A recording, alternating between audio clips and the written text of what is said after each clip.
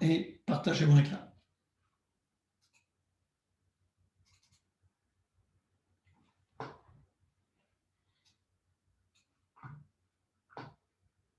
On était rendu ici et on discutait du Raise Application Error, qui était une erreur que vous décidez de lever dans votre écran.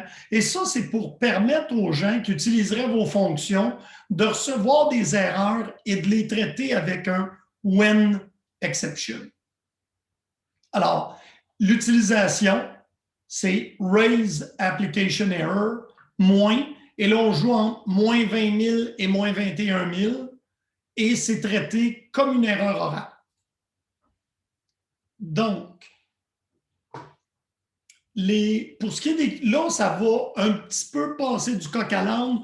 On achève, on aurait terminé aujourd'hui ce qu'on va voir sur le PLSQL pour commencer Node au prochain cours.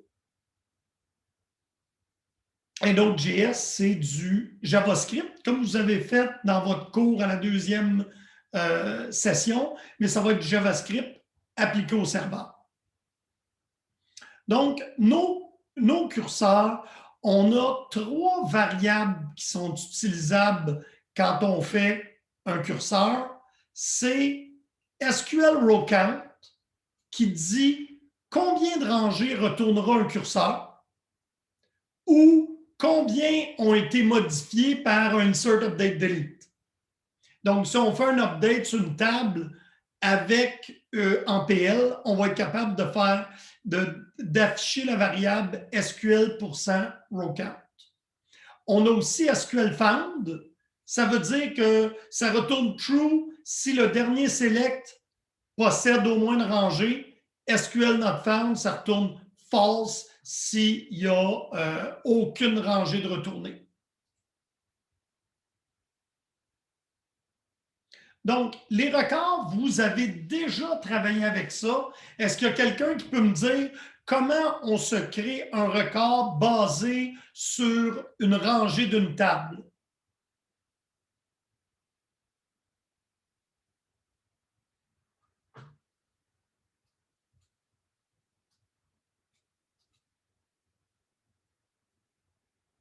Allez, allez.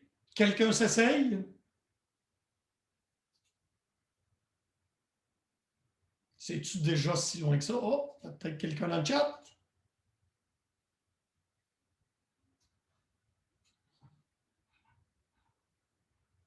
Ça s'en vient avec un select, mais pour définir une variable qui va avoir plusieurs attributs. Comment on définit ça?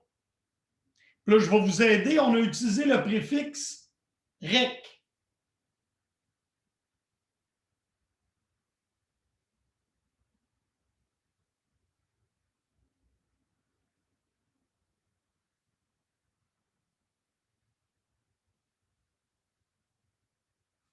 OK. Je vais vous rajouter une slide. Ah! Merci beaucoup, Adriana, mais je pense qu'il y en a beaucoup là, qui ne se souviennent plus de ça.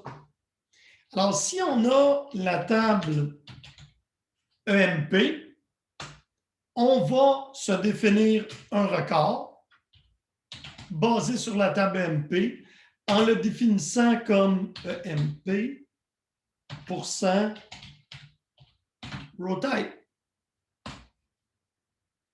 Et là, si je veux accéder à iname, qu'est-ce que je vais faire, mettons, pour faire un DBMS output?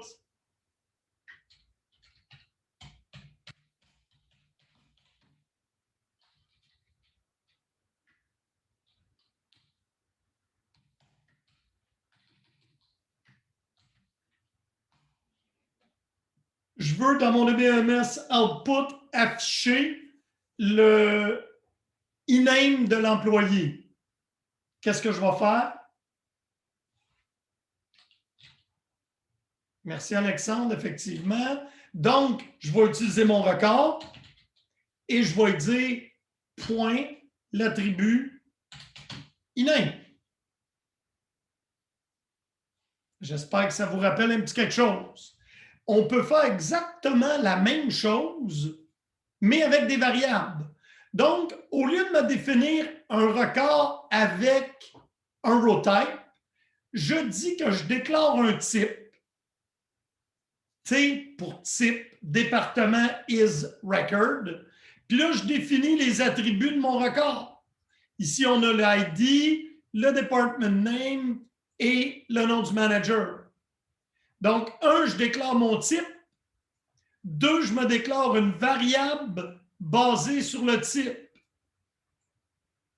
Vous souvenez-vous avoir fait de quoi qui ressemble à ça en Java? Parce que tu as le droit de déclarer un type, puis après ça, de t'en servir. À partir de là, tu vas être capable de sélectionner dans ton record, au même titre que si le record a été créé avec un row type. Fait que le record créé avec le row type ou le record créé avec un type que tu définis toi-même, c'est la même chose. Tu peux faire ton select dedans pourvu que les variables qui sont fetchées viennent dans ton record.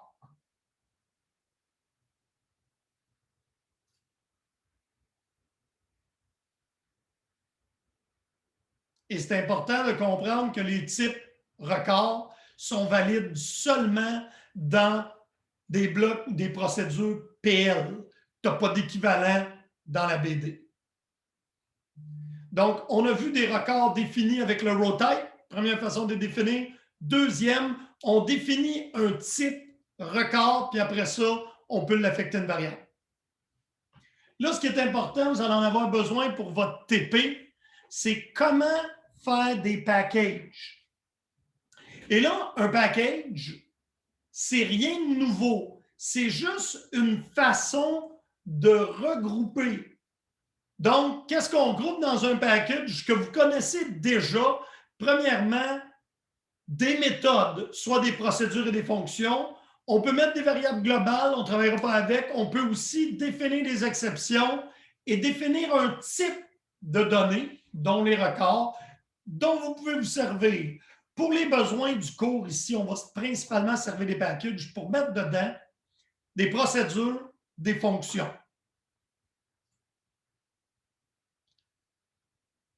Oracle en fournit un ensemble innombrable. Vous souvenez-vous lequel vous avez utilisé? Vous avez déjà utilisé un package d'Oracle. Puis là, je vais vous aider pour utiliser une fonction dans un package. Vous faites non, et voilà, hey, DBMS, il manque de quoi, Adriana? On fait non package.méthode.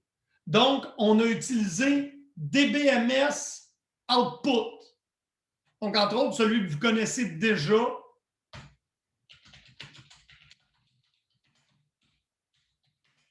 DBMS underscore output.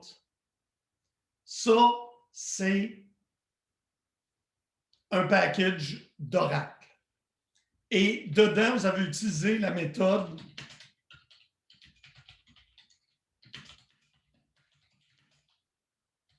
putLine.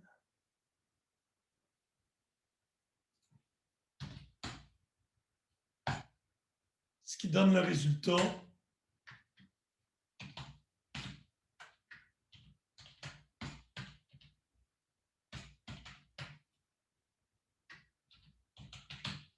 alors, c'est toujours package, où je vais mettre ici, nom du package, point nom de la. Ça va comme façon de travailler avec ça? Et vous l'avez déjà fait, fait qu'il n'y a rien de nouveau. La question devient pour vous autres, comment nous, on peut en faire? Et là, un package comprend deux morceaux. Ce qu'on appelle l'entête du package, qui sont ses signatures, et le corps du package, qui sont la définition des méthodes. Oracle appelle les signatures ensemble le package. C'est correct. j'aime pas la nomenclature, mais c'est pas moi qui l'ai choisi. Donc, ils ont le package qui, pour moi, c'est les signatures de méthode. Je vais appeler ça souvent les package specs parce qu'ils contiennent les spécifications des méthodes. Donc, c'est le package en premier et on l'écrit comme ça. Create or replace package. Ici, on voit qu'on a défini dans le package un type qui est un record, un curseur qui peut être utilisé n'importe où. Et après ça, on a nos signatures. Créer produit, supprimer produit et fin du package.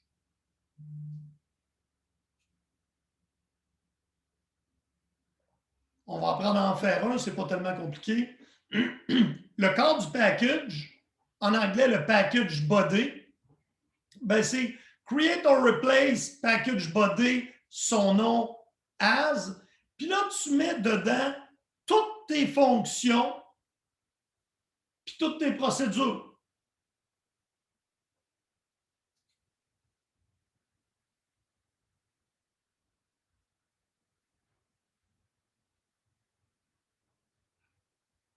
Pour les appeler, on l'a vu, nom du package, nom de la méthode. L'avantage que ça a, c'est que premièrement, on peut encapsuler les variables qu'on va servir à grandeur dans le package et après ça, on va garder toutes ces méthodes-là ensemble au niveau logique.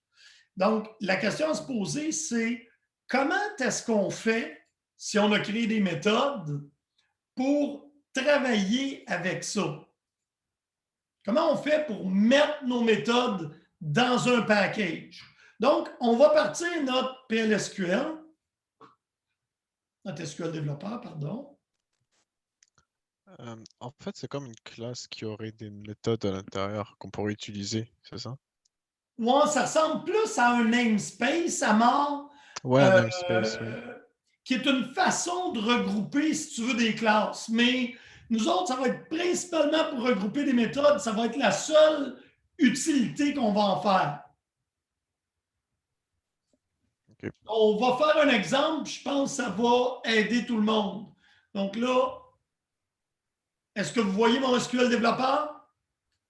Ouais. Parfait. Là, ce qu'on va faire, on va mettre deux méthodes dans un package. Puis à partir de là, je pense que ça va mieux vous illustrer comment c'est fait. Donc, on va aller voir notre ami Scott.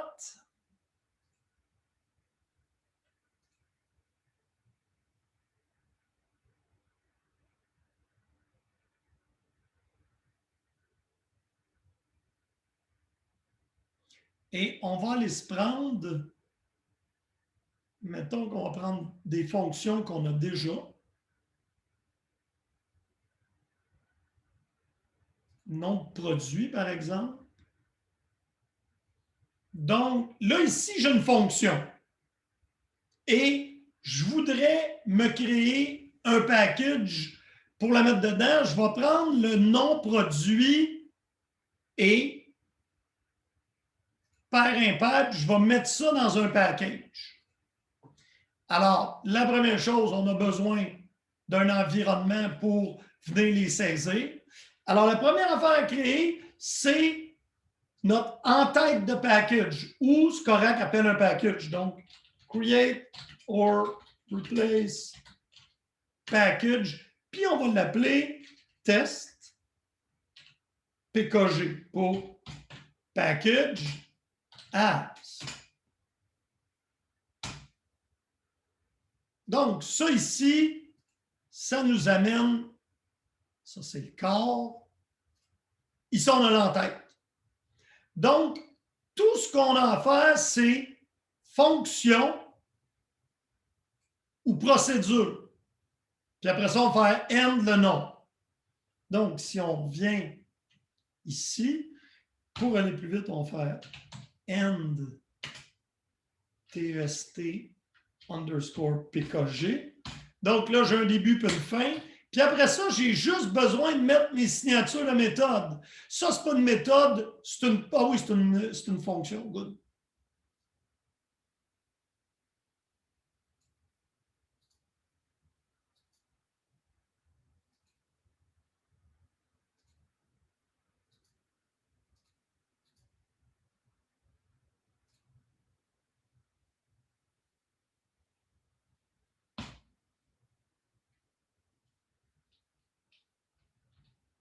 J'ai pu savoir comme ça.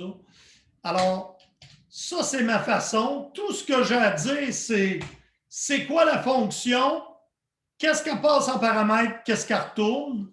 Et la deuxième, on avait dit pair impair. On va prendre ça ici.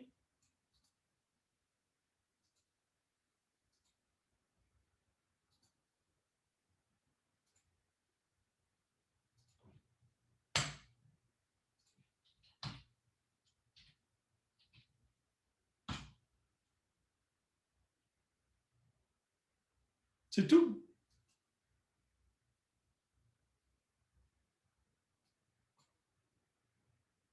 Là, j'ai créé mon package spec ou ce qu'on appelle le package. Mais un package n'existe pas si tu n'as pas aussi le package body.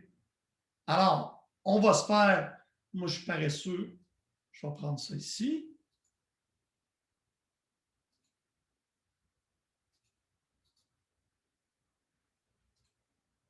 Create or replace package body.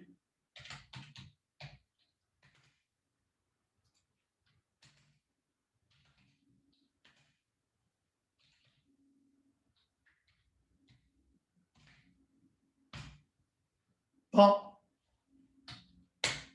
Alors, qu'est-ce qu'on met dans un package body? Les fonctions. Donc, si on regarde notre modèle, ça c'était l'entête. Et maintenant, on regarde le corps.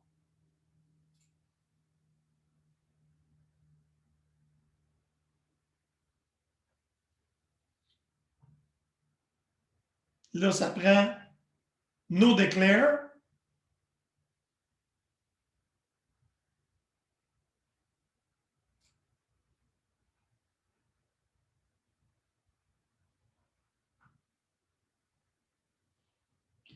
Donc, on va reprendre nos méthodes ici.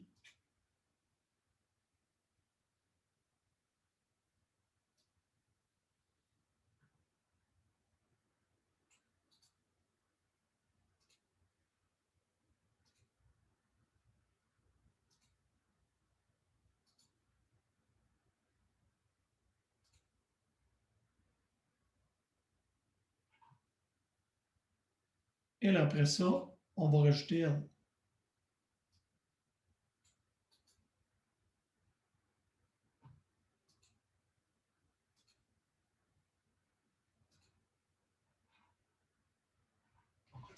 N ici, moi, je mets toujours le nom de la méthode. C'est EX1 devant.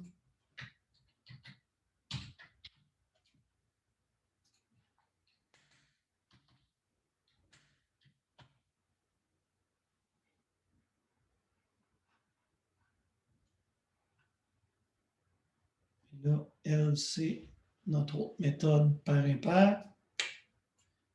C.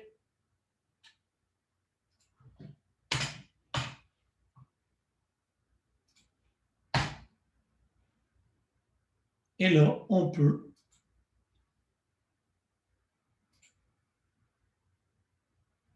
et voilà, mon package est créé. On va aller voir qu'est-ce que ça a l'air.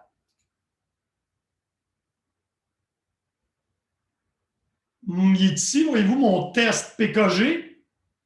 Ça, c'est la spécification. Donc, dedans, j'ai deux fonctions. Une qui s'appelle EX1 non produit, l'autre s'appelle func pair impair.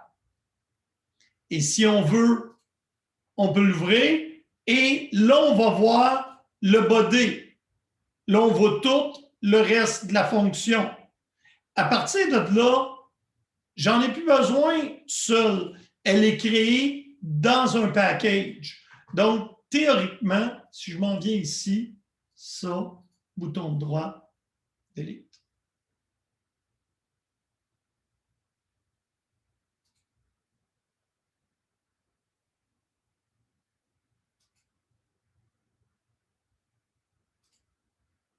Et pair impair aussi.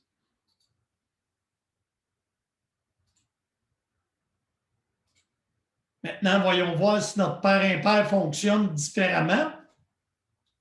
Paire impair, c'est une fonction, fait que je peux l'appeler sur un select. Si mon package, j'y écris ça, j'ai plus besoin de ça. Ou je vais vous le garder comme exemple, je vais me faire une autre fenêtre.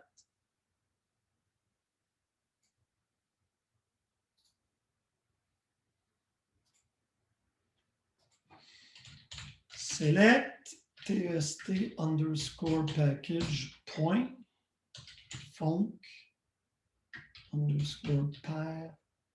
Je vais séparer ça par impair.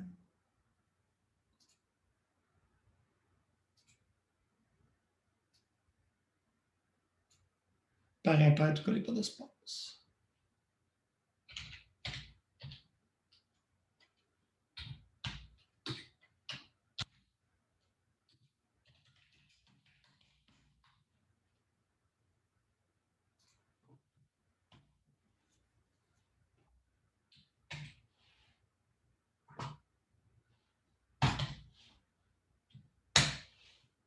Alors, vous voyez maintenant, mon pair impair se trouve dans mon package.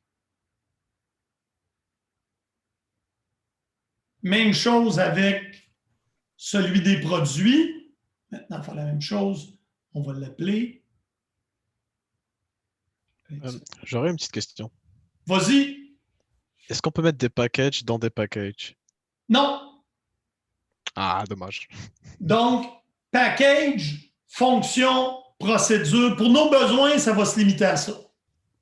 Donc, je le regarde une dernière fois avec vous. Donc là, j'ai mon package qui est ce que j'appelle la spec ou l'entête qui contient les signatures. Donc, ça, la première et la dernière ligne, c'est toujours pareil. Create or replace package, nom du package as. Puis là, tu mets tes signatures. Donc, fonction, le nom de ta fonction, les paramètres, qu'est-ce que ça retourne. Ça, c'est l'entête du package. Après ça, le cadre du package, ben, c'est create or replace package. Puis après ça, tu mets juste ta fonction et ou ta procédure à queue leu. N'oubliez pas de mettre le nom dans votre end. Fait que comme ça, quand tu vois un end, tu sais ce qui finit. Tu sais que ce n'est pas le end du package body, mais bel et bien le end d'une procédure. Est-ce qu'il y en a qui ont des questions sur les packages? Parce que dans le dernier TP, vous allez devoir livrer votre TP dans un package. Parce qu'en fait, s'il y a des fonctions, des procédures qui flottent tout seuls dans un schéma, ce n'est pas commun. Ils doivent habituellement se retrouver dans un package. Et un package, ça recoupe, il peut avoir 35 fonctions dedans, c'est pas grave. C'est pas le plus clean, tout est à la même place.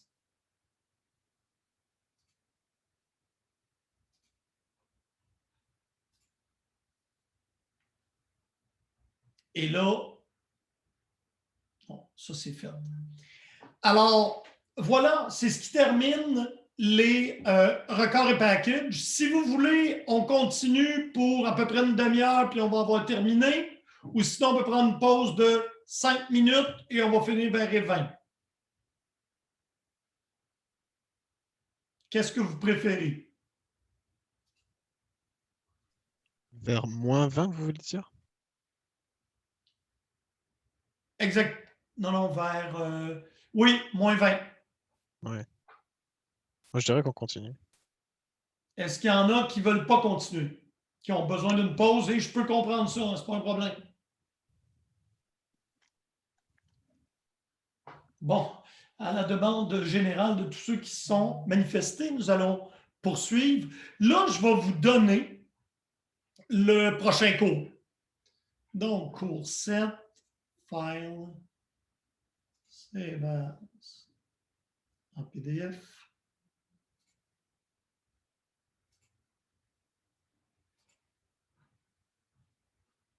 Ça aussi, c'est un très petit cours.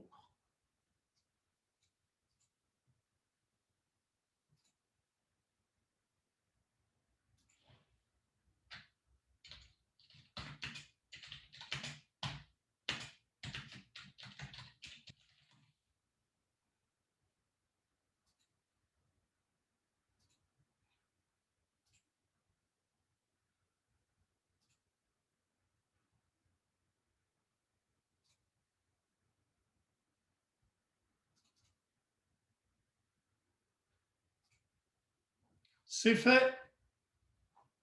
Donc, on y va. On arrive ici. Donc, premièrement, une transaction, c'est un ensemble d'instructions qui manipulent les données.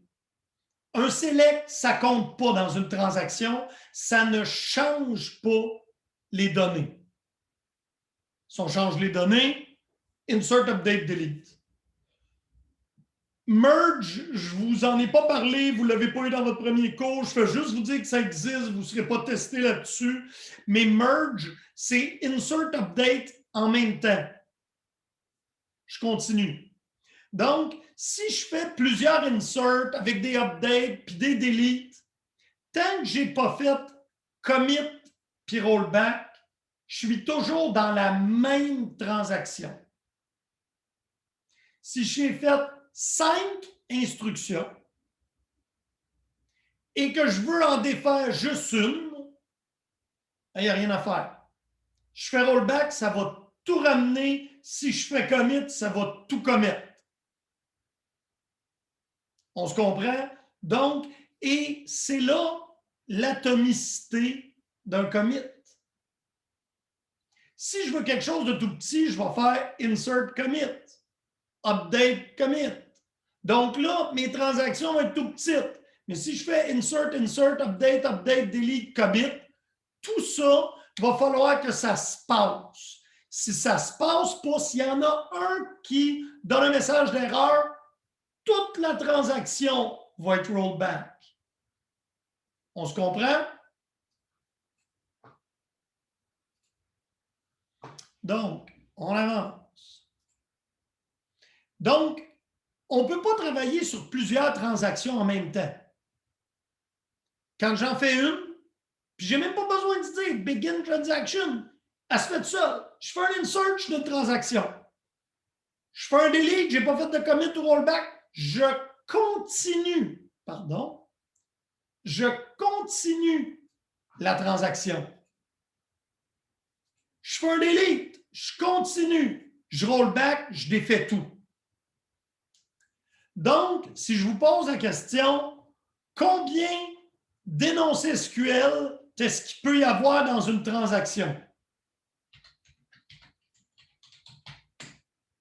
Vous me dites quoi? 1, 2, 10. Autant qu'on veut. Autant qu'on veut. Ben là, autant que tu as d'espace pour ce qu'on appelle faire un rollback. Hein? Il y a un jour que tu arrives au bout puis tu n'as plus d'espace pour reculer. Ben là, la BD va te dire non, c'est la fin. Mais effectivement, tu peux en faire autant que tu veux. Donc, je pose la question, est-ce que c'est possible qu'il y ait un seul énoncé? La réponse, c'est oui ou non dans une transaction.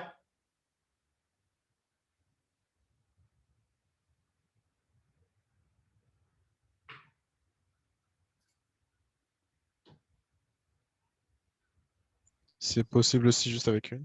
Ben oui, je fais un update, je fais un commit. Dans ce cas-là, je n'aurai qu'un seul énoncé dans ma transaction.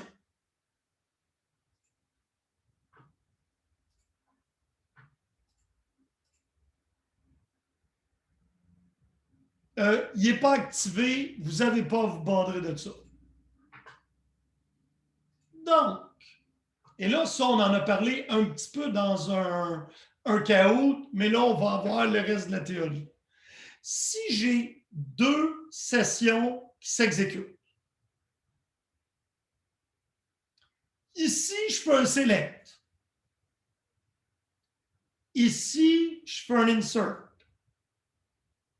Lorsque je vais faire mon select ici en 3, est-ce que vous pensez que je vais voir le département de développement, oui ou non?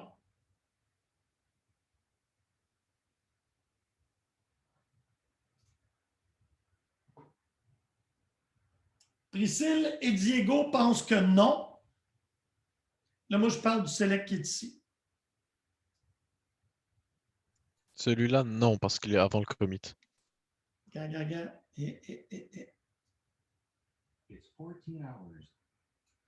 Je suis dans une session. Dans la session 1, oui. Moi, je parle de la session 1.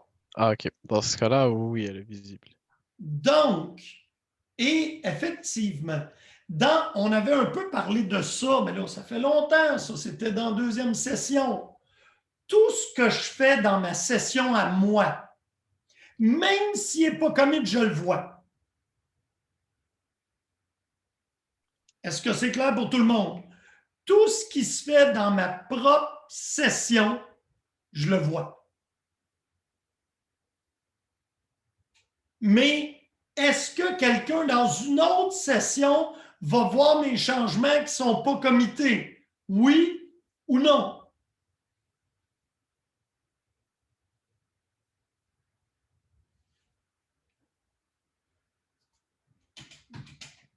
Pour aider l'exemple, on dit à Marthe après travailler. Dans session 2, j'ai pris Syl. Donc, Amar a ajouté ici le département 1001 et en 3, est-ce que Amar voit le département 1001?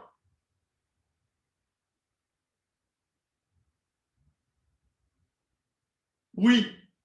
Donc, Amar voit toujours tous ces changements, même s'ils ne sont pas committés. Par contre, Priscille, elle, quand elle va arriver ici, en 4, est-ce qu'elle va voir le département 1001? Oui ou non?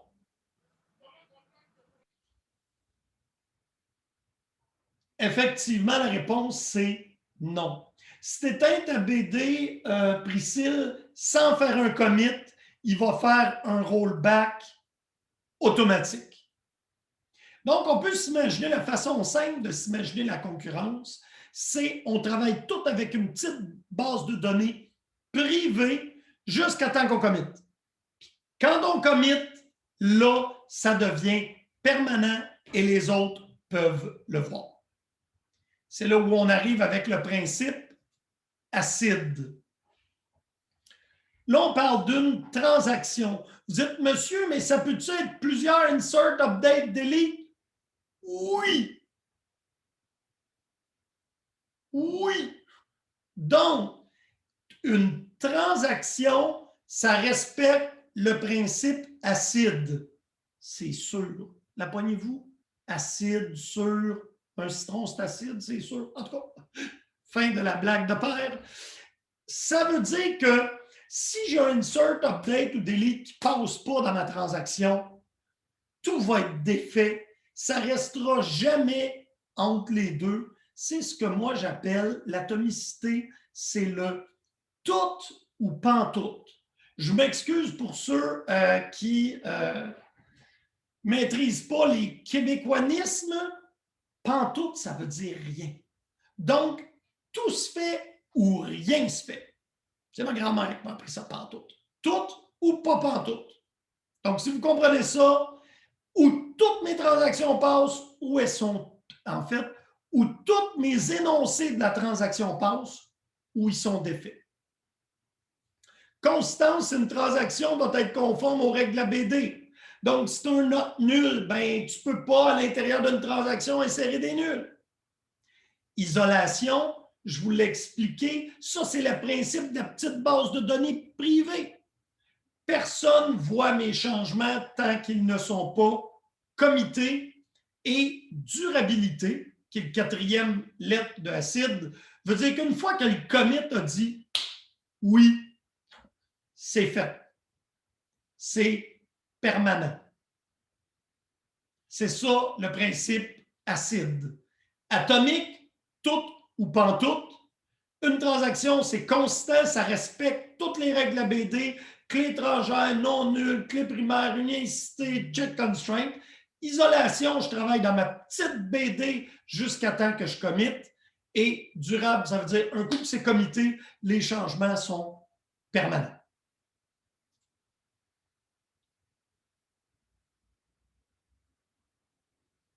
Tant qu'une transaction n'est pas validée, les modifications faites sur les données à l'intérieur de la transaction sont invisibles aux autres.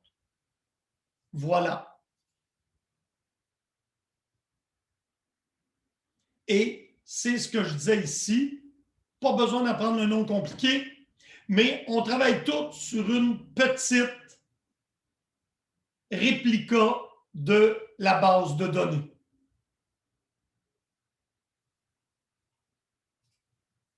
Et ça, j'ai donné l'exemple tantôt. Je vais poursuivre.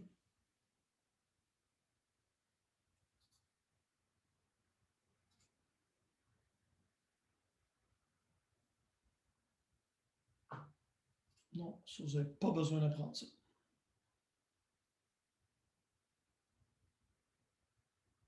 Ça non plus. Donc, qu'est-ce qu'on a besoin de comprendre d'une transaction? Monsieur, vous sautez des petits bouts. Bien, en fait, on a besoin de comprendre qu'une transaction, dès que tu fais un énoncé de DNL, ça débute ta transaction. Puis là, tu en fais d'autres. Insert, update, delete. Là, je vous demande de me dire quand est-ce que se termine cette transaction-là.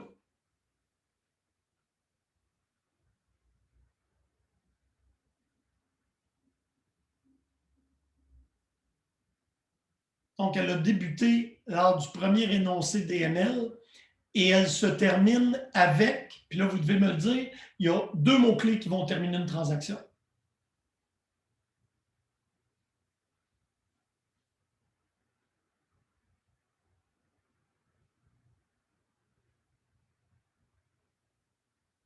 Et voilà. Merci Alexandre. Adriana, il y a en plus le rollback. Donc, tu n'as rien besoin de faire pour débuter une transaction. Tu fais insert ou tu fais update ou tu fais delete. Elle commence. Ping, begin transaction. Et tu n'as rien à faire pour la terminer. Tu vas commit to rollback. C'est ça qui va compléter ta transaction. Ce rollback, en fait, ça va la défaire. Si tu fais commit, ça va sauvegarder les changements de façon permanente. Et on a un exemple ici. Là, on n'a pas travaillé sur les save points, mais un save point, là, c'est simplement un point qu'on met à l'intérieur d'une transaction qui a plusieurs énoncés et il est possible de faire rollback to save point. On peut-tu faire d'autres choses avec ça? Non. Tu peux juste faire rollback à cet endroit-là. Ça va défaire le insert qui est ici. Parce que, by the way, un rollback, ça ne défait pas un commit.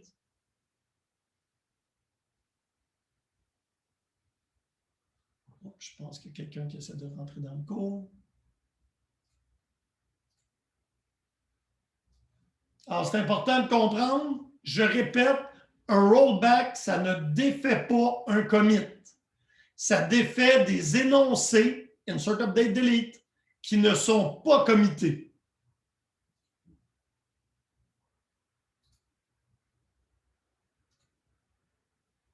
Donc, dans les bonnes pratiques, si vous avez besoin de revenir d'un énoncé et pas un autre, ben, vous pourriez y mettre des save points. Mais moi, habituellement, je ne fais pas ça, je découpe en sous-blocs.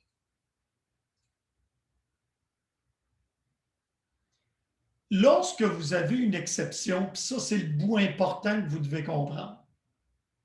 L'exception, lui, il ne fait pas le rollback. La transaction, elle existe toujours, mais ni sauvegardée ni rollback. Donc, souvent, à l'intérieur de ta gestion d'exception, il faut que tu gères soit le commit, soit le rollback. Tu ne laisses pas à la base de données de le décider. C'est ton travail en tant que développeur. Puis on a un bon exemple ici.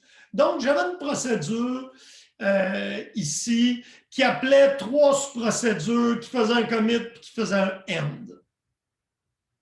Donc, les procédures 1, 2 ne font pas de commit, ils ont le droit. Ils laissent le contrôle à la procédure principale. Mais dans procédure 3, j'ai un when others then rollback. Le rollback, son étendue, c'est pas juste la procédure 3, c'est toute la procédure. Donc, qu'est-ce que je devrais faire ici si je ne veux pas que ma procédure 3 défasse les changements de ma procédure 1 et 2? Je veux une suggestion.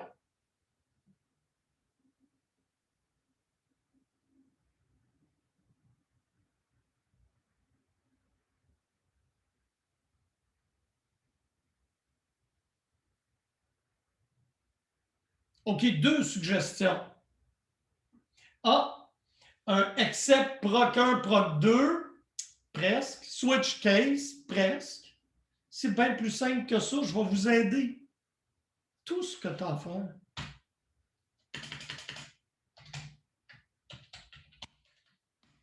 Hein? Ma procédure 1 va se faire, ma procédure 2 va se faire commit, puis je rentre dans la procédure 3. La procédure 3, ça a une exception, on va faire un rollback. Oui, mais monsieur, si ma procédure 2 a fail, qu'est-ce qui va se passer? Ben, il va aller au when exception de la procédure principale, il n'y en a pas. Qu'est-ce qui se passe dans ce temps-là? Il va monter en haut, puis il va failer. Et j'avais juste à faire un commit ici.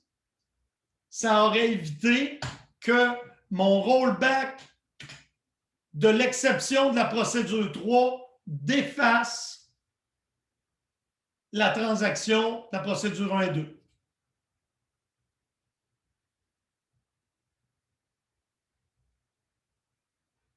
Et rollback, la plupart du temps, tu mets ça dans les exceptions, mais sinon, tu pourrais tester quelque chose et dire condition d'un rollback.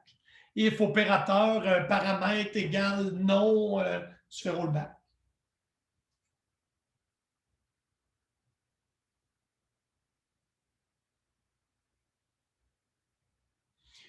Je ne vous ferai pas travailler avec les save points tant qu'on continue. C'est juste de comprendre que ça existe puis qu'on peut juste faire un rollback à un save point. C'est tout.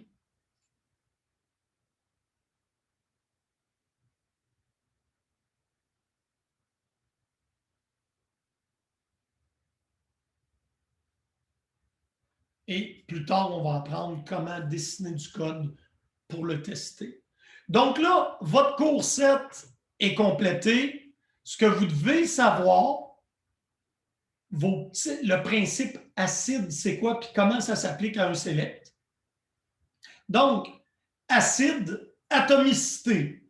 Quand vous entendez le mot atomicité, pensez toute pantoute.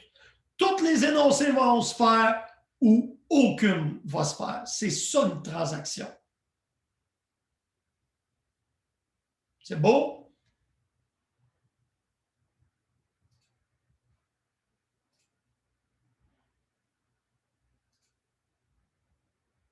On arrive maintenant à notre petite boîte ici. Hop.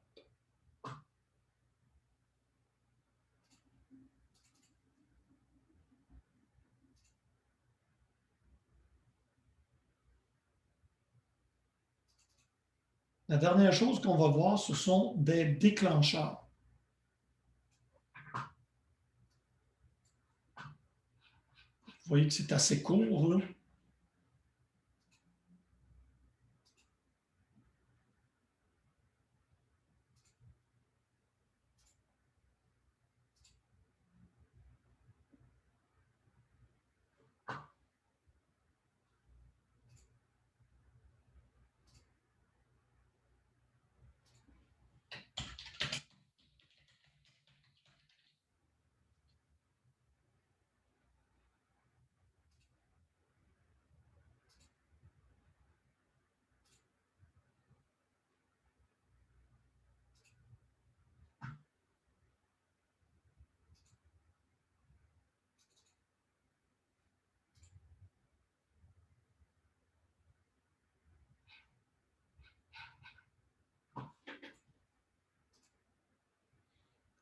Un déclencheur, c'est pas difficile, c'est encore du PLSQL. Il n'y a rien qui a changé, mais c'est le moment où le code se déclenche.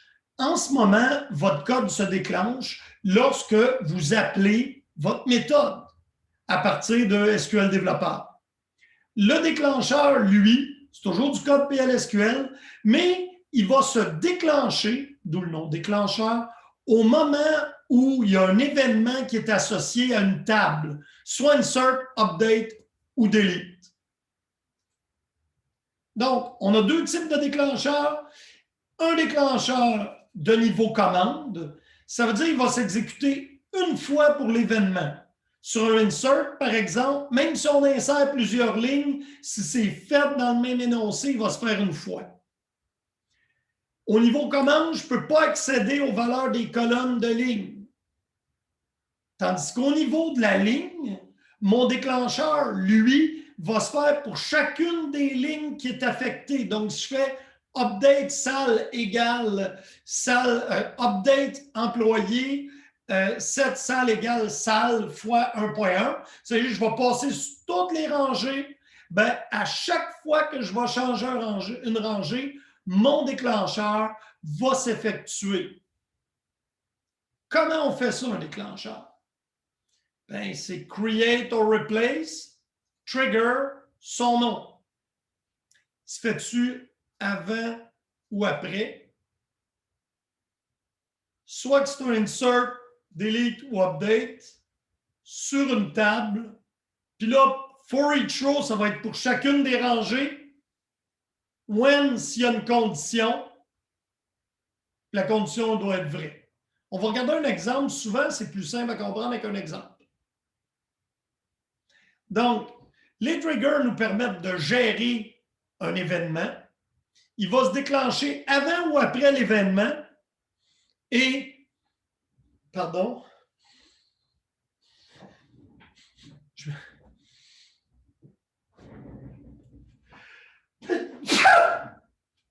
pardon. À vos souhaits. Merci. On va regarder ça, c'est ce qu'il y a de plus simple. Create or replace trigger TR supprimer employé before delete on M, ça veut dire avant l'effacement de M, begin DBMS output putline. La suppression a été faite par user, c'est une variable qui contient le nom du user. Moi, je propose qu'on le fasse parce que c'est la plus petite, la façon la plus simple de comprendre. Premièrement, on s'en va avec notre ami Scott et on va rajouter un employé à effacer. Donc, allez dans votre table, employé, allez sur l'onglet data ou données et vous pouvez faire un plus ici. Donc, moi, je vais donner le numéro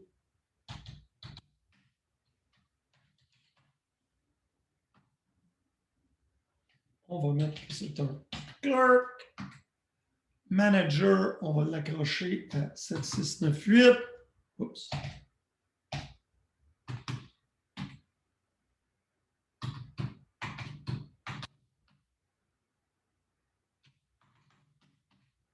Puis, on est dans le département 10. Commit. Donc, là, je me suis rajouté un employé ici, test 999, je l'ai commité, la vie est belle.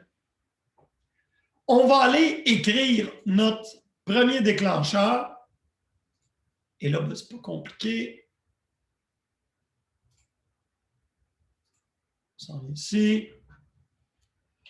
Déclencheur, on va prendre celui qui est tout fait pour nous.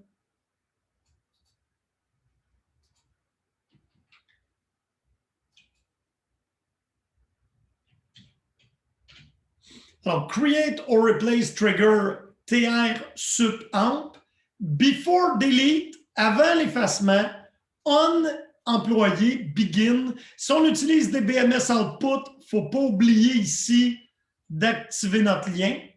Ceux qui ne s'en rappellent pas, c'est dans, si vous ne l'avez pas devant vous, affichage SGBD ou en anglais des BMS output. Un coup que ça c'est fait, on compile notre déclencheur. Et là, on va faire notre delete. C'est pas compliqué.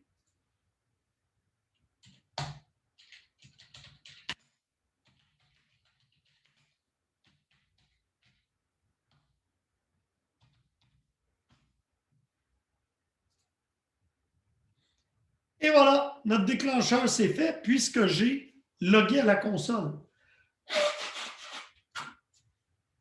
Donc, on y va lentement.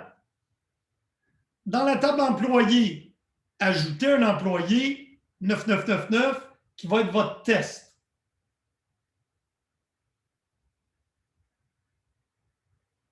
Un coup que ça c'est fait, copier-coller à partir de votre PDF, create or replace not trigger, before delete on M, begin, DBMS output putline, vous me mettre ce que vous voulez, c'est un message, begin and end. Et après ça, tu l'effaces. Moi, pour pouvoir poursuivre mon exemple, je vais faire un rollback.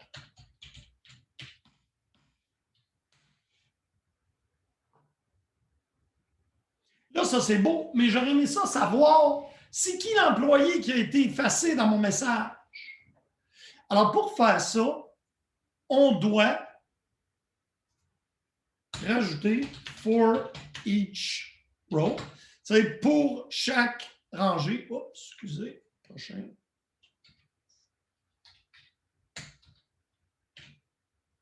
Donc, pour chacune des rangées, puis là, ben, ça va changer parce que ça va s'effectuer sur chacune des rangées.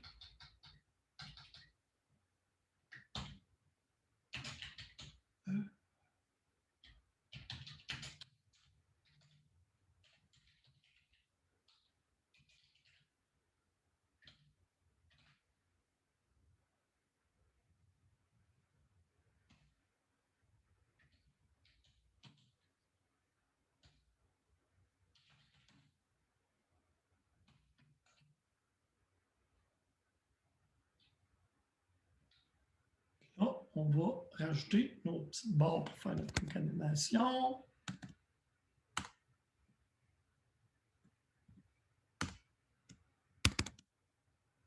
OK, alors je dis l'employé supprimé est old iname. Old et new sont deux variables déjà définies pour nous permettre d'accéder aux valeurs de colonne. Et je fais un before parce que after l'effacement, je ne peux pas rien voir. Hein, il est effacé.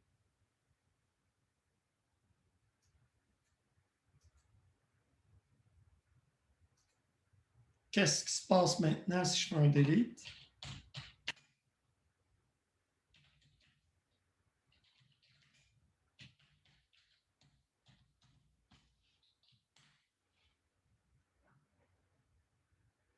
L'employé supprimé est, puis là on voit son nom ici que j'avais mis test, était fait par Scott le user.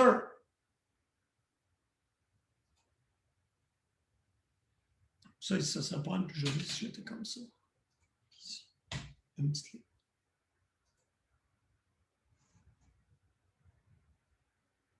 Donc, allez-y, faites votre déclencheur. Je vous reviens dans 2 petites minutes.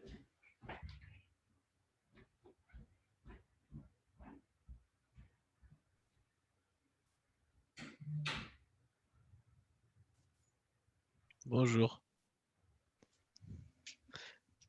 Ben moi là, je viens de l'Algérie, de la Kabylie. OK?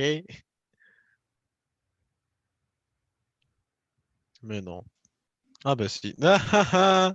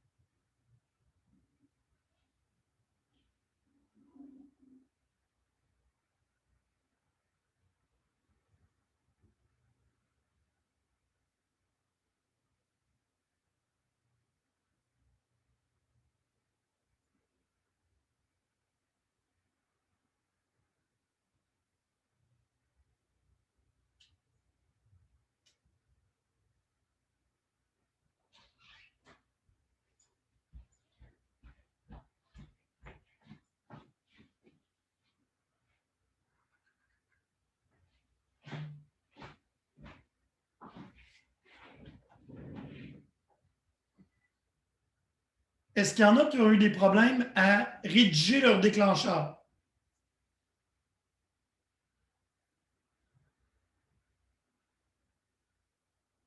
Avez-vous été capable de le tester?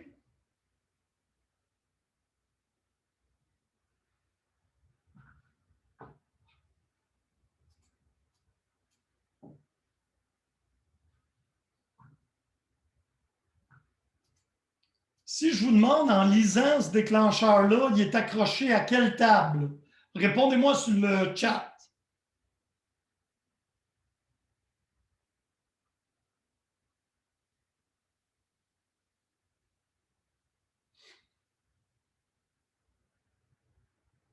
Donc, merci Adriana et Mohamed, vous me faites du bien.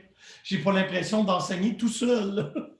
Alors, effectivement, il est accroché sur la table EMP. C'est toujours sur le ON qu'on accroche le déclencheur sur une table. Et ce déclencheur-là va se déclencher lors de quel énoncé?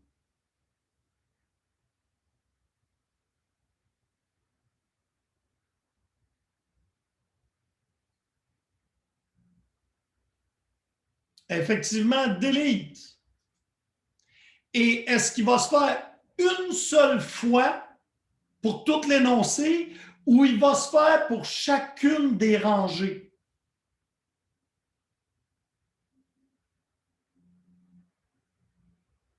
Il va se faire effectivement pour chacune des rangées à cause du for each row. Donc, là, vous savez maintenant comment lire ça. Tu dis before, et ça sera la même chose sur update. Before update. Donc, on va faire un exemple maintenant pour encore plus utiliser nos variables. Ici, j'ai fait l'employé supprimé est, puis là, j'ai été chercher old ename. Ename, c'est le nom de la colonne de la table par user. Donc, je vais maintenant faire un rollback ici.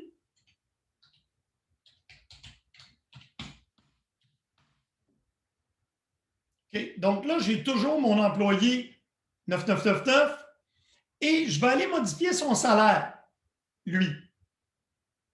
Et je veux un déclencheur qui va me donner le salaire avant et le salaire après. Donc, ça, c'est mon déclencheur. Là, ça va être un before update. Je vais en créer un autre, fait que ça va être TR emoji pour mise à jour. OnEmp, for each row. Ça ne sera pas n'importe quoi. Oups, excusez. Mise à jour employé underscore sal, parce que ça va juste toucher le salaire. Before update on emp for each row, le salaire de l'employé avant est, ça va être old.sal. On dit après. Mais on va enlever le user, puis on va mettre new.sal.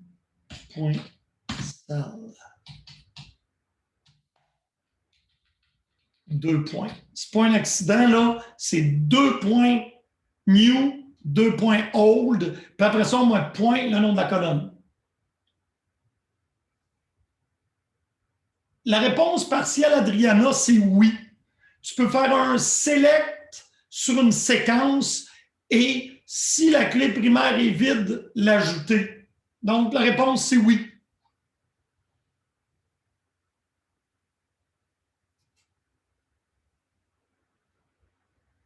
Ah, pas point SQL.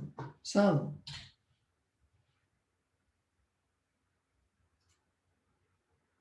Voilà. Là, on va faire update EMP, set sal égale sal multiplié par 1.1, where emp no égale 1, 2, 3, 4. Si on va vider, Et maintenant, on va exécuter. Oups, excusez pour la faute d'orthographe. Le salaire de l'employé avant est 4 000, après 4 400. Reda, Ponoli. Je vais le corriger.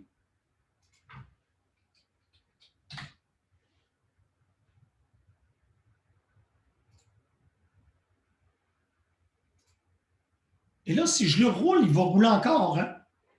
Parce que je n'ai pas fait de commit. Mais mon salaire ici, il est combien dans BD pour moi? Là, après l'avoir fait, là, ici. 4400.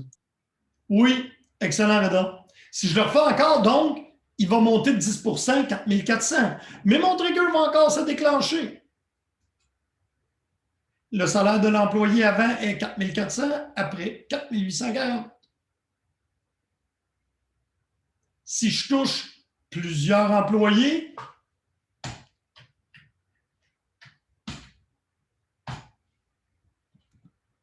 mettons plus grand que 7, 1, 2, 3.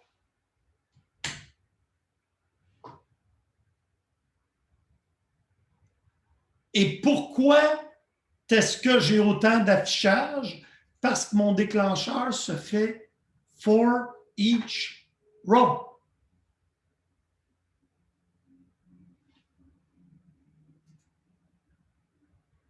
Alors, je vous l'ai démontré par l'exemple. Là, ici, on a un after delete, un after insert or update or delete.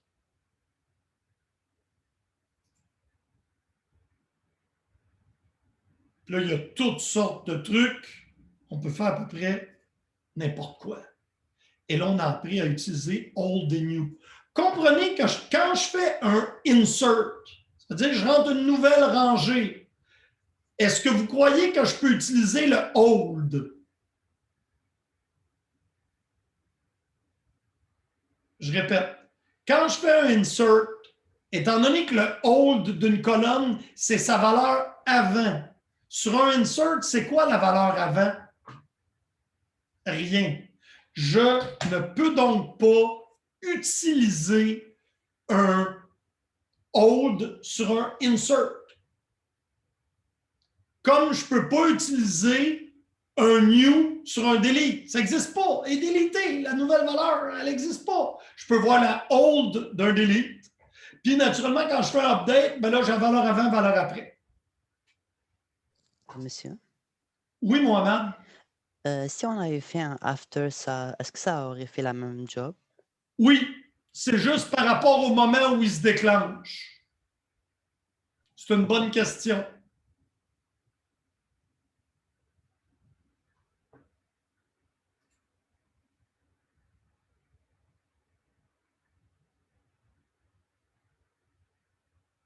Ça ici, voyez-vous, ce qui est fait, c'est on va aller insérer dans une archive les employés délités. Donc, avant le delete, ça c'est important que ce soit avant, sinon, ça ne marchera pas.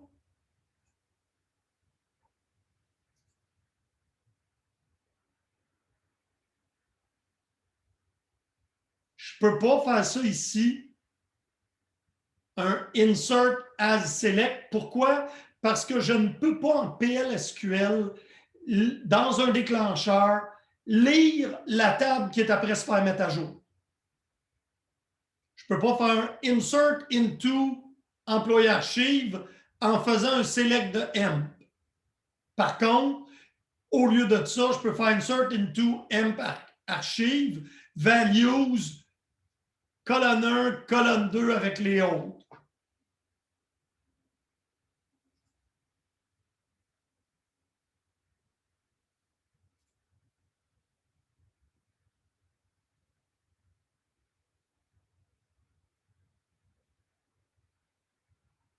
Pour le reste, je vais vous arrêter ça là.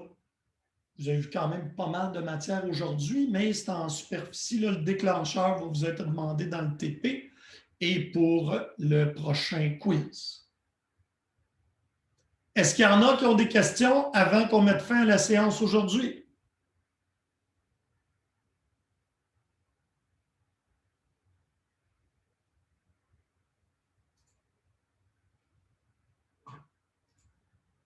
Eh bien, ça m'a fait plaisir de travailler avec vous aujourd'hui. J'ai publié les notes des quiz et ce qu'on va faire, on va regarder ensemble le TP. Je me souviens jamais, vous autres, je pense que c'est vendredi.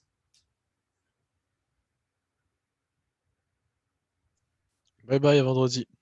Au revoir, à vendredi. Au revoir. Bonne soirée. Au revoir.